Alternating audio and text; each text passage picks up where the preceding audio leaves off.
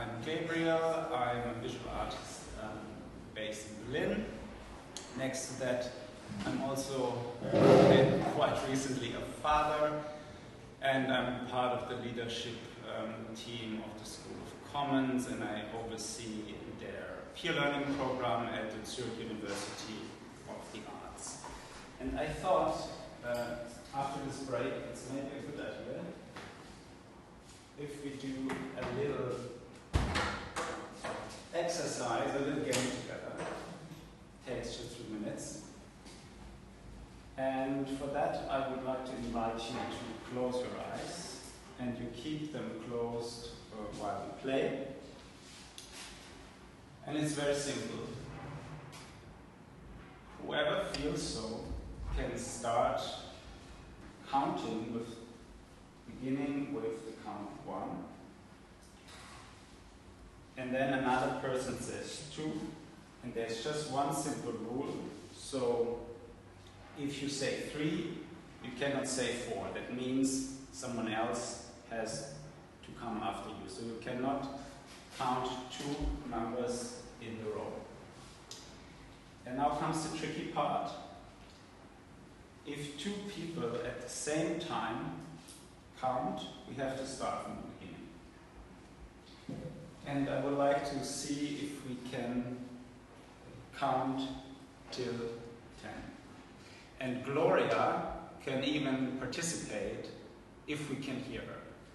Gloria, do you hear us? Yes, I hear you.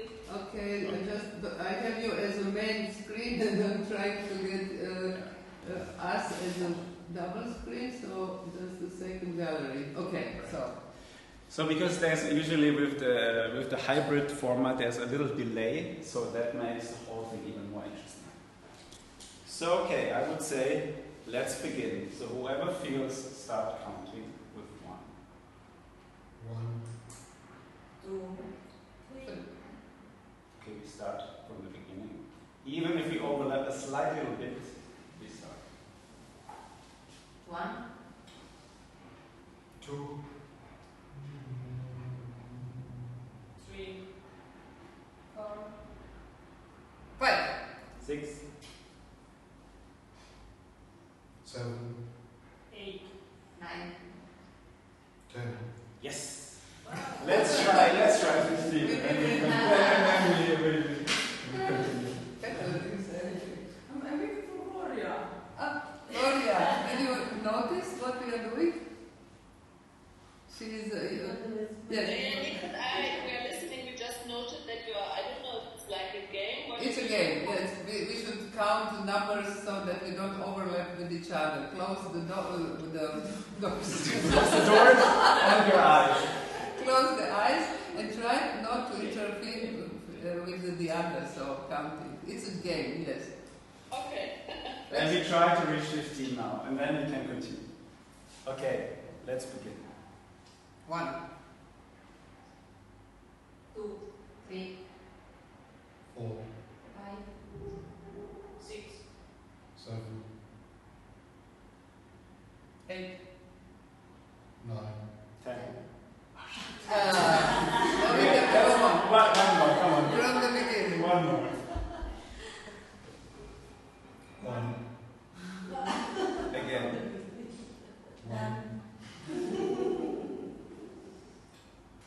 1, 1, glitch in the system. 1, 2, 3, 4, 5, sorry. 1, 2,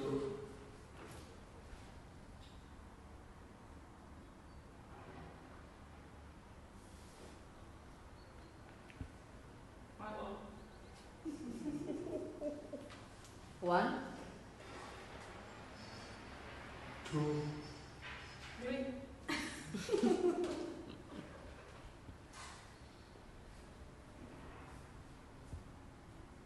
4,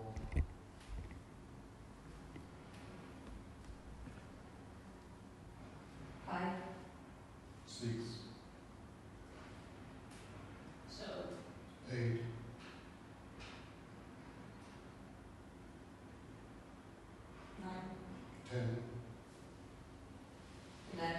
12? 13. 15? Yes.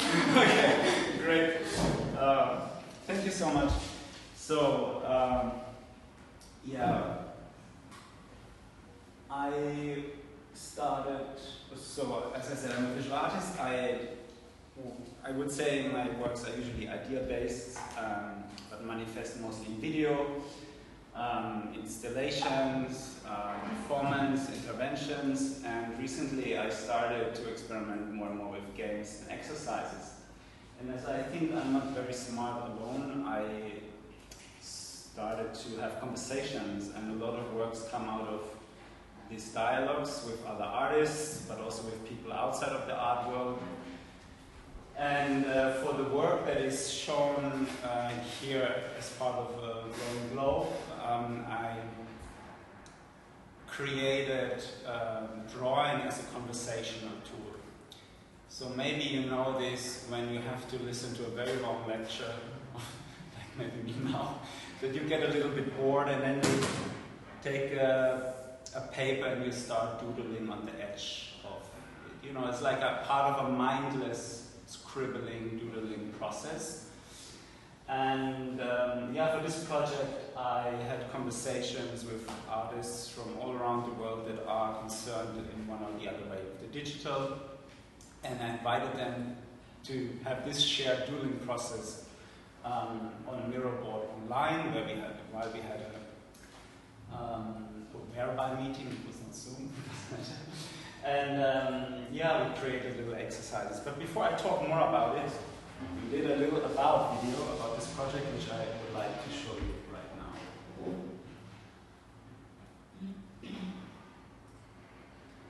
Hey, are we all now ready? Yeah, I'll just make it play. So we wanted to talk about how to make an intro Yeah, video. or how to just make a video at all. And I think while we do this, we can just doodle. It can be a mindless doodling while we talk. The question is, if you were to isolate it down to like describe the project in 4 sentences. I met with artists, we drew together just as like a free doodling exercise with no real intention. We figured out exercises based on those doodles about digital survival and thrival. And then from that point, we made tutorial videos on how to do those exercises for you. Hi, and welcome to our channel, Exercises for the Digital Age. I don't know, what do you think about this? It's very long. Yeah, it's still way too long. Like, we need to cut. Exercises for the Digital Age. This channel features videos that hopefully help you to survive and thrive in life on the internet. The other question is, Gabriel, is this project the environment that you are digitally surviving or thriving? Wow, so many goals. So, I'm an artist and I interviewed more than 20 artists from all around the world who are in one way or the other concerned with the digital. And I was asking them what they do to stay physically and mentally healthy, how they use these technologies to increase their freedom or how they use that in their work. And I was also wondering if there is maybe something that gets lost. So while talking with them, with like a 2-hour online conversation, there was a non-verbal communication going on through drawing. And this kind of mindless scribbling is what we did together while talking about these big questions. And at the end of each interview, we designed a small exercise based on their practice that we want to share with you in this channel. So I invited Ashley Cooney, a curator from Vancouver, to co-produce these exercise videos that teach you how to breathe with a tree, for example, or how to digitize a tree, how you can smell the digital, or how you can take care or stay aware of your body while you're in the screen. And maybe even how how you stay aware of the space behind you while you're online. I hope you join fitness program for digital survival and thrival, and yeah, just use it. That's it. Bye. It's still way too long. It's still way too long.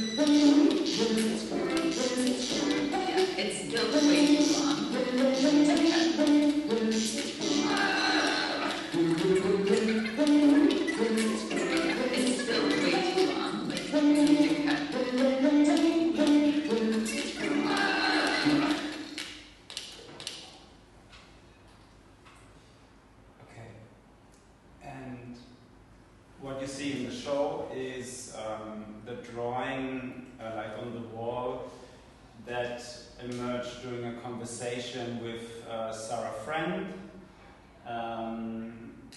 And on the screens you see the first batch of the videos that I created. This is still ongoing, this project. So we have now the first 10 videos done, and we also experimented with formats of publishing. So obviously it takes on the aesthetics also of the big YouTubers and TikTokers of our time, but also kind of brings in my experience or like knowledge of the video art history. So I try to combine this in these videos. Yes, that's that for this work. I wanted, maybe we have time for one other work I can show you. Follows similar way. It's called How to Love Many in Many Ways. And the idea is, or the question here is, what if we consider love not something private that you share only with your romantic partners, your friends and family, but can this be a collective thing? And can this maybe be also something that is not happening to you, but that you actively practice? And can this, go beyond also humans? So together with Henche, which is an artist, curator from Egypt, we started to design exercises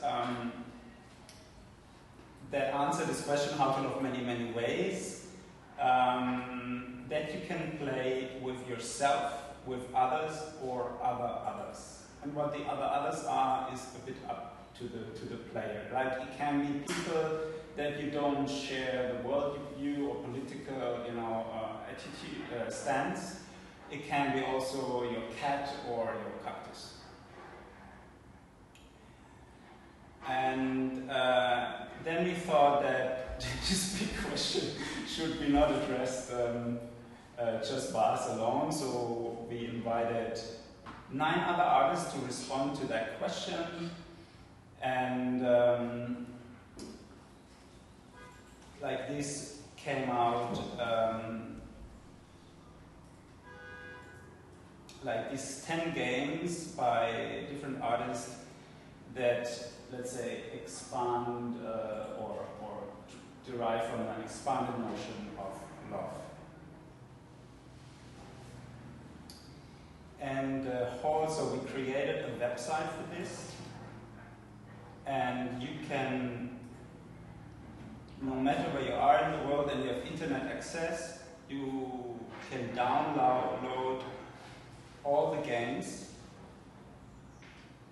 They're published under the Creative Commons license, so you need just A4 paper and a black and white printer, and you can play it. So the idea is that these games were played in the art context, in galleries or festivals, but also beyond that, for example, NGOs, in a Berlin neighborhood, which is quite hostile and right-wing. And also someone reported to us that he played some of these games with their parents after they had a fight. So these games are for everyone to use, to integrate in their practice if needed or wanted.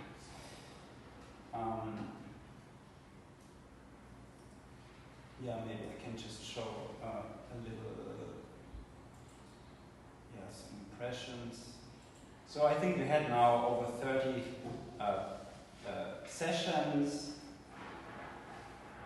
Like this is, for example, Eliana Otter's work, rehearsing horizontalities, where people experience in like a 2-hour guided workshop what this. So the whole thing starts with a pact. So everyone agrees to be in the horizontal position for these 2 hours. And then they experience what this means or does between bodies, but also there's a conversation what horizontality means in your life.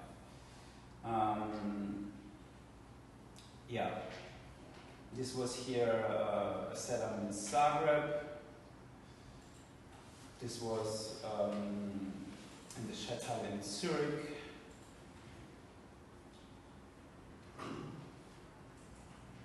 This is a card game that is the modified version of the Uno card game that you probably know, and it's about conversations and how you give space to each other while you talk. Yeah, I maybe don't go to all of this. You can explore this, you can use them for non-commercial use only. And this was here on the Floating University. And I think I almost filled my 20 minutes, and I would like to invite you more for a conversation. If you have any questions, I'm happy to. Yes. But I saw, at least in a couple of photos, there was like this sort of triangle, right, with this wood stick look. Yeah. Is this something you can build when you want to play the game, or do you have to buy, or how is this? Because this looks like the main interface for all the other games, or is... No, this is just for this one, the title of the game, how to play in many ways. And then you see here you have even the board.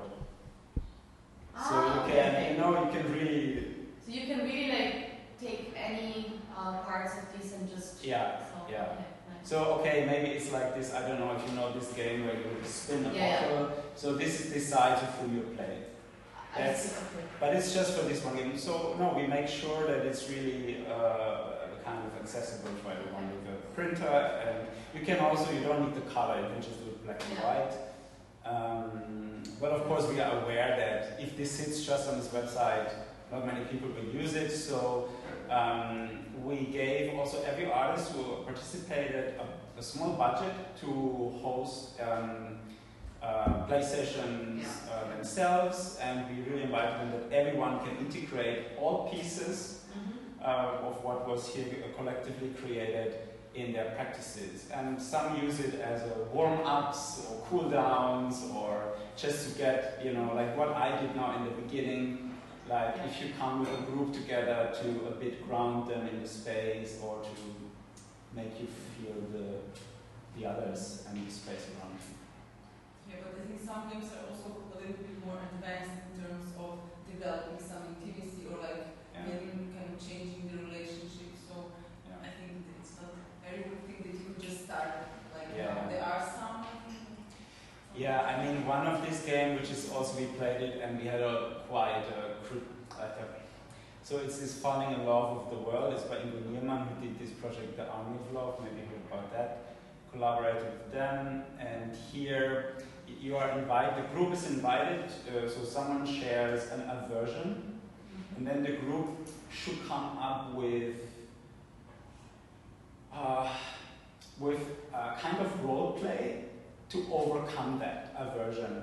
And we had someone from South Africa there who said he was not traumatized, but he got really angry. And of course, we are used to tackle like real, if you like have real, how can I say this? So you have a real severe problem, I think it's good to go to professionals. But if you go to a professional, you have always this relation of, okay, there's a professional and you're like the client. And I think what we aim to explore here is what if in this more playful way, how else can you also tackle some problems? I'm not claiming that we can solve everything, but it's just to get in a different relationship with these issues and also with each other. So, yeah, so this one is quite complex and it needs a very good, how you say, host. Yeah. So yeah, it's true. What Petra said, some are more for common use than others. I need more guidance.